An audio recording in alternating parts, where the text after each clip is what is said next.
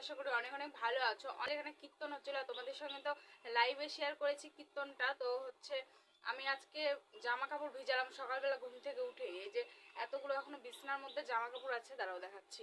এই যে এই জামা কাপড়গুলো সব কাপড়গুলো তুলে রাখবো, আর আল্লাহর এই যে জামা কাপড়গুলো, কিছু কিছু জামা কাপড় যেগুলো নতুন জামা কাপড় কীর্তনের মধ্যে পরা হয়েছে সেগুলো হচ্ছে তুলে মানে ধুয়ে তুলে থুবো। তো তার জন্য ভিজে নিলাম সকাল সকাল। এখন সকাল বলতে 9টা বেজে গেছে।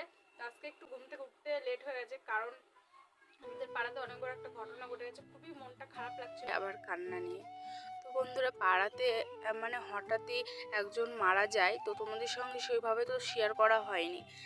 মা হচ্ছে বাড়িতে নেই, তো তার জন্য ঝাঁটাগুলো সব কাজকর্মগুলো আমি সেরে নিচ্ছি। তো মা আবার গেছে একটু মাঠে, কারণ ছাগল মানে প্রচণ্ড জ্বালায়, বিকাল করে গাছগুলো খেয়ে নেয়।